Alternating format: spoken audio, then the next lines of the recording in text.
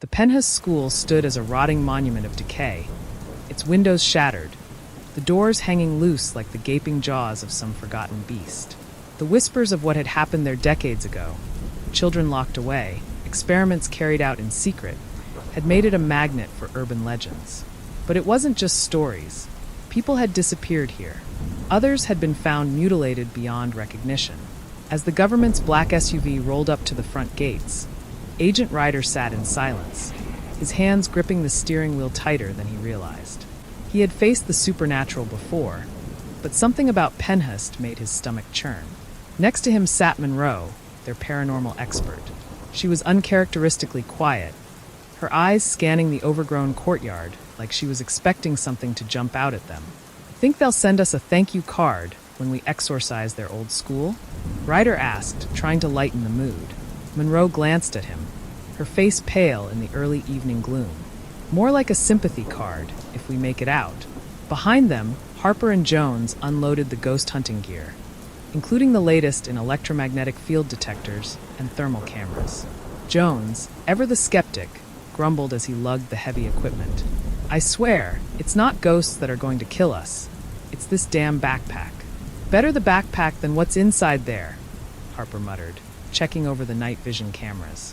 As the team approached the entrance, the wind shifted, carrying with it the faintest whisper, a low, mournful cry that made Monroe freeze in her tracks. "Did you hear that?"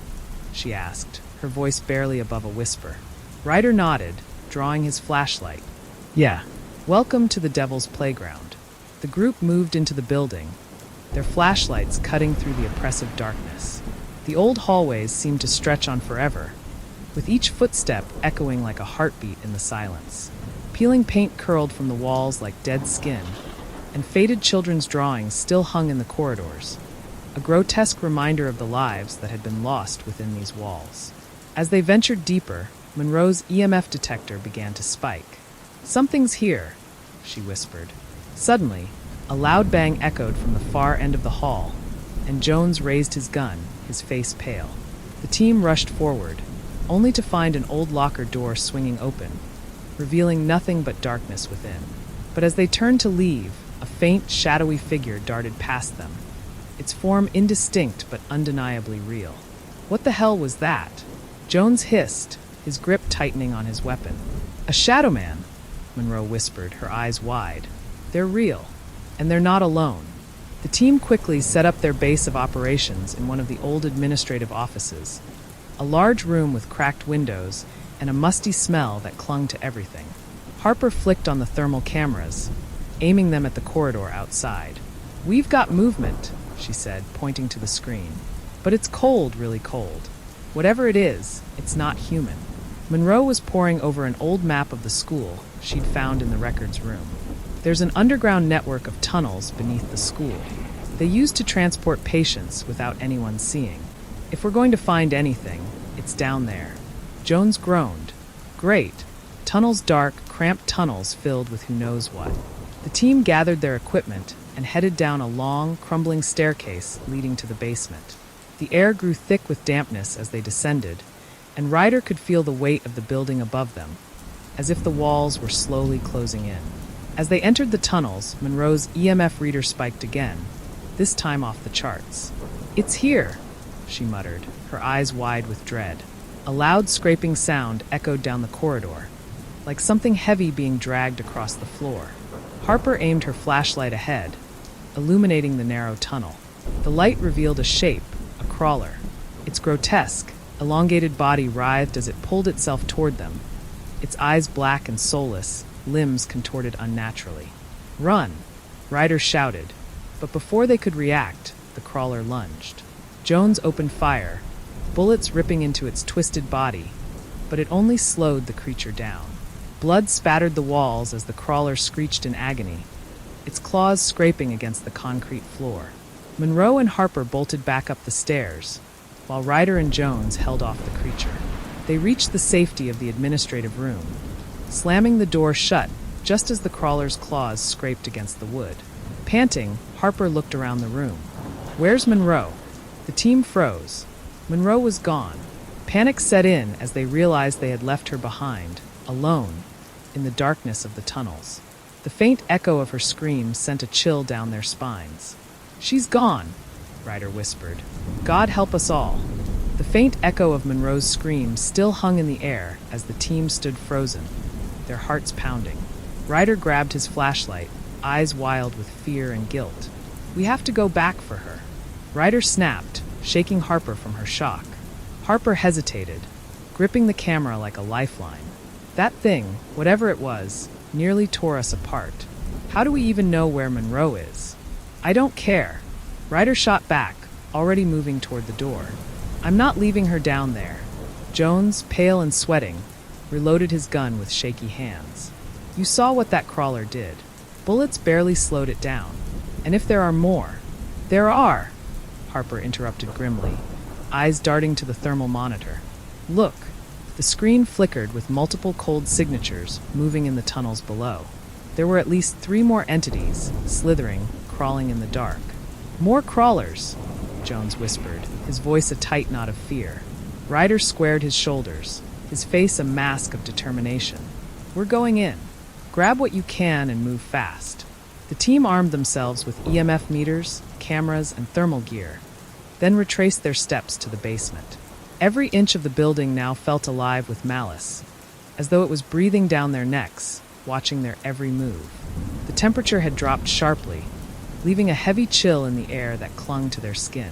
They descended into the tunnels again, the oppressive darkness thick and suffocating. The lights from their gear flickered, the beams cutting through the fog of dust and decay. Every sound echoed louder than it should, dripping water, their footsteps distant in human growls. As they moved deeper into the tunnels, Jones's voice broke the silence. "I've got something on the EMF." He held up the meter, its needle jumping wildly into the red. The air grew colder. Suddenly, a low growl reverberated from the shadows ahead. Ryder held up his flashlight, illuminating a figure standing at the far end of the tunnel. It was Monroe. She was facing away from them, motionless, her body silhouetted by the weak beam of light. "Monroe!" Ryder shouted, rushing forward. "We're here. We." The words died in his throat as Monroe slowly turned. Her face was twisted, her eyes black pits of darkness, her skin pale and decayed as though something had taken root inside her.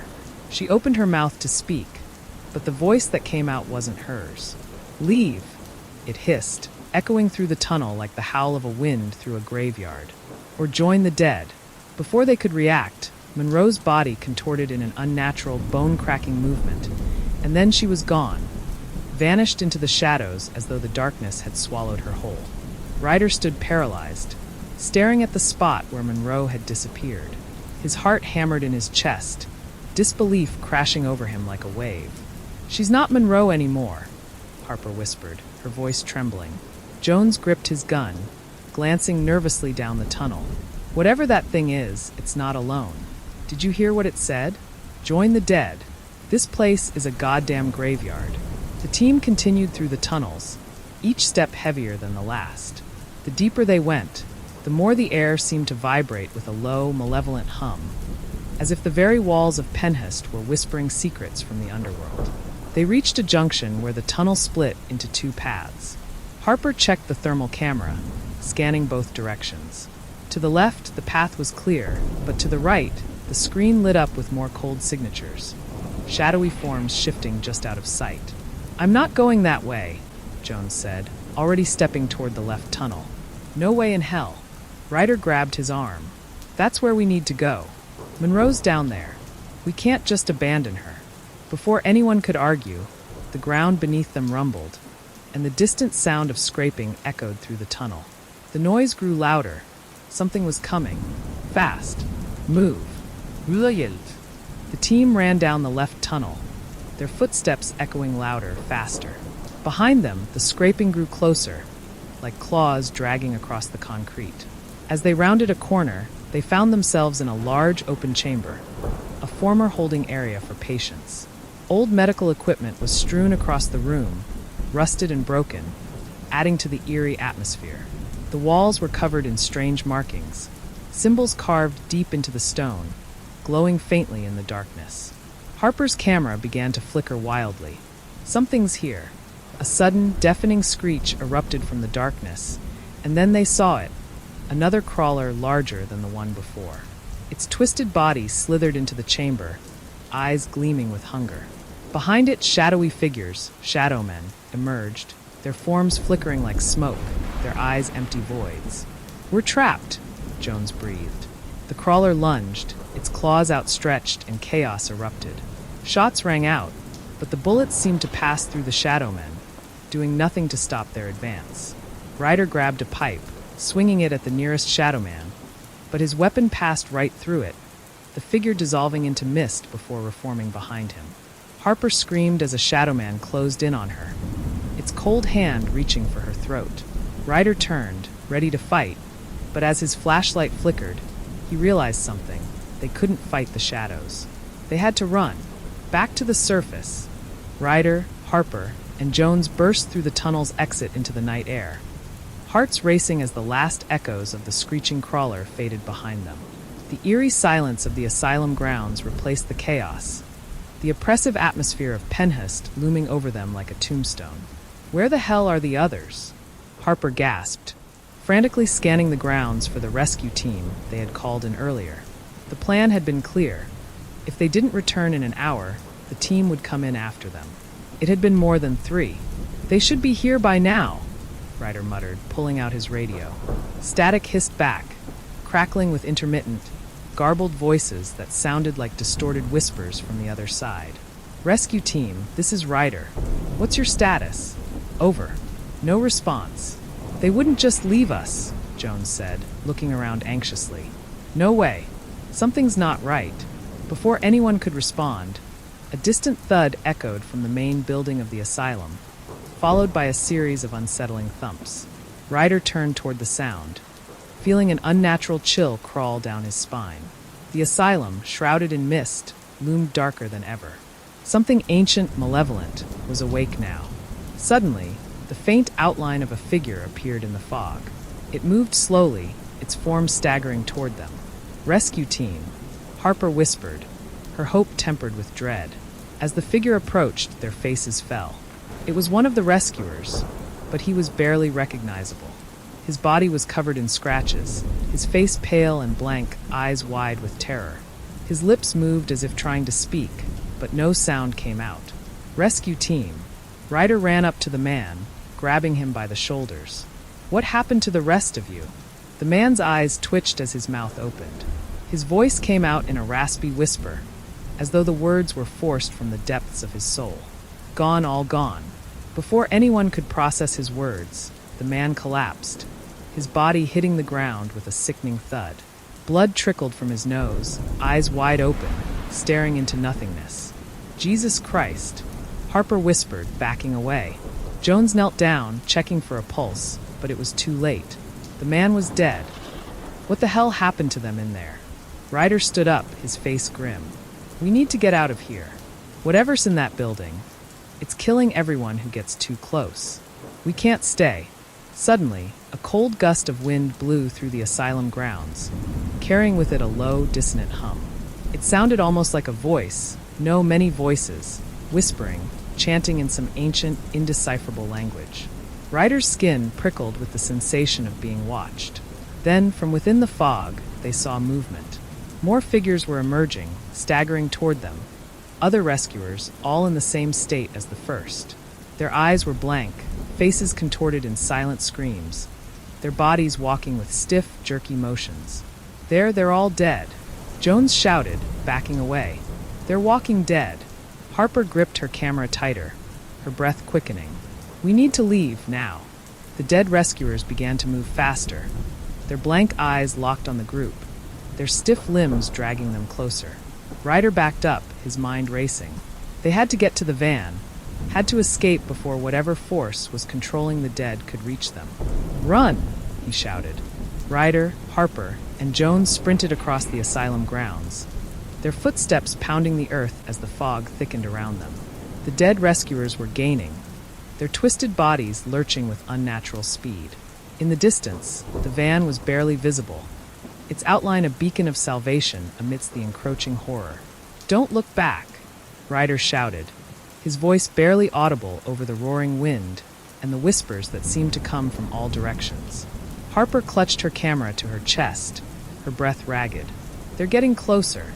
Jones pulled out his gun, turning to fire a few rounds into the approaching corpses.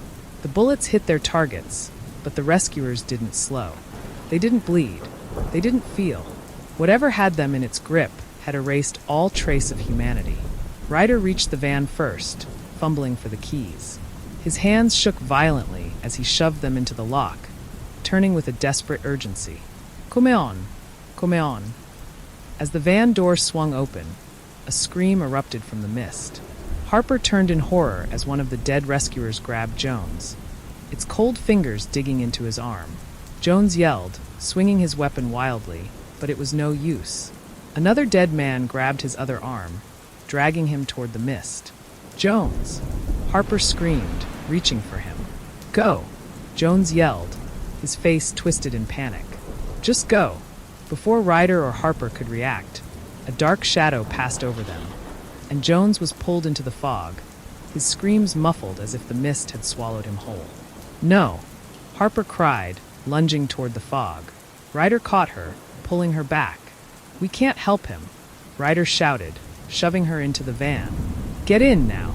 The dead rescuers were nearly on them, their hollow eyes glowing faintly in the dark. Harper stumbled into the van, her body shaking with terror. Ryder slammed the door shut and jammed the keys into the ignition. The engine roared to life as the dead surrounded them, clawing at the windows, their hands leaving streaks of blood and decay on the glass. The van lurched forward, crashing through the crowd of bodies. Some were thrown aside, but others clung to the vehicle, their faces pressed against the windows, their dead eyes staring in. Go! Go! Harper yelled. Ryder floored the gas pedal, and the van sped through the gates of the asylum, the dead falling behind in the rearview mirror. But the whispers in the air didn't fade. Ryder's knuckles were white as he gripped the steering wheel, his eyes flicking to the rearview mirror, where the figures of the dead rescuers faded into the mist. The van sped down the road, but the silence inside was heavier than the fog outside. Harper sat in the passenger seat, her eyes wide and unblinking, her breathing shallow. They had barely escaped the hell of Pennhurst, but the air still carried the same weight of impending doom. They weren't safe. They both knew it. We can't leave Jones behind, Harper muttered, her voice trembling. We have to go back. Are you insane? Rula snapped. Did you see what happened? They took him. He's gone. Harper shook her head, tears forming in her eyes. We don't know that for sure. There could still be a chance. Before she could finish, the van jolted violently. Something hit the roof. Ryder slammed on the brakes, and the van skidded to a stop, the sound of metal scraping against metal filling the air. Harper screamed as the roof caved slightly, a loud bang ringing out above them. Ryder, what the hell was that? She gasped, clutching the dashboard. He didn't answer. Instead, he grabbed the flashlight from the glove compartment and nodded to Harper. Stay inside. Lock the doors. Without waiting for a response, he climbed out of the van, the flashlight flickering as he pointed it toward the roof. The fog swirled around him, thick and cloying, making it hard to see more than a few feet in front of him. As he shone the light over the top of the van, a dark figure darted from the roof, moving too fast for him to react.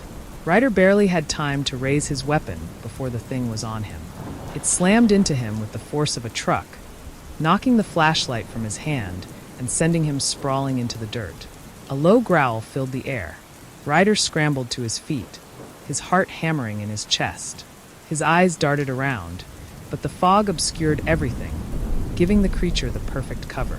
The growl came again, this time from behind him. He spun around just in time to see a pair of glowing yellow eyes in the mist. Harper, get out of the van. Now, Ryder yelled, his voice cracking with fear. Harper fumbled with the door, throwing it open just as the creature lunged. Ryder fired his gun, the loud crack echoing through the night. The creature let out a pained screech and fell back into the fog, but Ryder knew it wasn't over. Whatever it wasn't alone. They're everywhere, Harper whispered, clutching her camera like a lifeline. Ryder nodded, his gaze fixed on the fog. He could hear them now, multiple creatures moving through the mist, their footsteps light but deliberate, circling them like predators stalking prey. Skinwalkers. The whispers from Pennhurst had followed them. Whatever evil had infested the asylum wasn't bound by its walls. It was hunting them. "We need to get out of here. We can't fight these things," Ryder said, grabbing Harper's arm and pulling her toward the tree line. The van was no longer safe. The creatures would tear it apart. They needed to get to higher ground, somewhere defensible. They ran into the woods, the fog twisting and curling around them as if it had a life of its own. The trees loomed overhead, their branches creaking in the wind like skeletal hands reaching for them. Ryder's breath came in short gasps, his muscles burning from the sprint, but he couldn't stop. Not yet. Behind them, the growls grew louder. Closer. "They're gaining on us," Harper cried, stumbling over a tree root. Ryder grabbed her before she could fall. But in that moment, the fog parted, and one of the creatures leaped at them from the shadows. It was a skinwalker, its human-like features twisted into something monstrous. Its eyes glowed with a sickly yellow light, and its skin was stretched tight over a skeletal frame. It lunged at Ryder, jaws snapping. The creature's claws slashed through the air, narrowly missing Ryder as he ducked and rolled to the side. Harper screamed, backing up into a tree, her camera still clutched tightly in her hands. "Get behind me!" Ryder shouted, raising his gun. He fired, the bullet tearing through the air and striking the skinwalker in the shoulder. It let out a high-pitched wail, staggering back, but its movements were eerily fast. Blood didn't spill from its wound. It simply healed over, as though the flesh knitted itself back together. The skinwalker's yellow eyes locked onto Ryder, and a sinister grin spread across its face. "Bullets won't save you," it rasped, its voice deep and guttural, like rocks grinding together. Ryder's hands trembled. He'd never seen anything like this. The skinwalker took another step forward, but before it could attack again, more figures emerged from the fog, 3, 4, 5 of them, their twisted forms barely human. Harper let out a choked sob. "There's too many of them." Ryder grabbed Harper's arm and pulled her to her feet. "Run," he ordered. They sprinted deeper into the woods, their lungs burning with each breath. The trees around them seemed to close in, their branches reaching down like claws, scraping at their skin as they passed. The creatures were in pursuit, their growls and screeches filling the air. Harper glanced back, her heart sinking as she saw the glowing eyes in the fog. They were everywhere, surrounding them, herding them toward something, toward the center. Ahead of them, the fog thinned for just a moment, revealing a clearing in the woods. Ryder skidded to a stop, his eyes widening in horror. In the center of the clearing stood a massive stone altar, covered in strange markings. Around it, bodies were piled high, human remains torn and twisted beyond recognition. "This is their nest," Ryder whispered, his voice trembling. "This is where they bring the bodies." The realization hit them both at once. They weren't just being hunted, they were being led to the skinwalker's feeding ground. From behind them, the sound of footsteps grew louder. The creatures had surrounded them, their glowing eyes appearing in the darkness. There was no escape. "We have to fight," Harper said, her voice barely more than a whisper. Ryder nodded, gripping his gun tighter. "We fight." As the first skinwalker lunged toward them, Harper raised her camera, capturing the image of death as it came for them. The first skinwalker lunged, its claws slicing through the air with deadly precision. Ryder fired off a shot, but it barely slowed the creature down. Harper stumbled back, her breath catching in her throat as she realized how hopeless the situation was. They were surrounded, with no escape. The skinwalker's glowing eyes gleamed with malevolence. Its lips pulled back into a hideous grin as it advanced on them, but Ryder didn't back down. He had no choice. Gripping his gun tighter, he stepped forward, firing again. This time, the bullet struck the creature square in the chest, but once again, the wound healed within seconds. "Run, Harper," Ryder shouted, desperation thick in his voice. Harper's mind raced as she scanned the clearing for any way out. The trees surrounding them seemed to close in, their twisted branches stretching like skeletal arms. The air itself felt thick and suffocating, as if the forest had turned against them. She could see no escape, but staying meant death. Without thinking, Harper darted toward the edge of the clearing, her heart pounding in her chest. The skinwalkers snarled, turning their attention toward her. Ryder tried to follow, but a creature leapt on him, tackling him to the ground. His gun flew from his hand, disappearing into the fog. He struggled beneath the weight of the beast as its rancid breath filled his nostrils. "Harper!" Ryder screamed as he fought to free himself. Harper stumbled, nearly tripping over the twisted roots that littered the ground. The creatures were gaining on her, their growls growing louder, closer. She could feel the heat of their breath on the back of her neck. Then something caught her eye, an opening in the tree line, just beyond the altar. It wasn't much, but it was their only chance. "Ryder! This way!" Harper shouted as she ran toward the gap, her legs burning with the effort. Ryder heard her voice, but couldn't respond. The skinwalker's claws sank into his shoulder, its weight crushing him.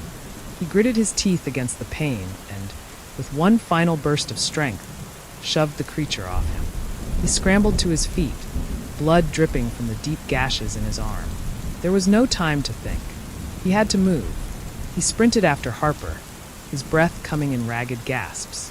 The skinwalkers were closing in, their movements unnaturally fast, their eyes glowing with hunger. Ryder's head spun as he tried to keep up, his vision blurring from the blood loss. But he couldn't stop. Not now. Harper reached the opening in the trees, gasping for breath as she stumbled through the narrow passage. Ryder wasn't far behind, but the skinwalkers were right on their heels. Harper turned just in time to see one of the creatures leap for Ryder, its claws outstretched. "Look out!" Harper screamed. Ryder ducked, the creature's claws just missing his head.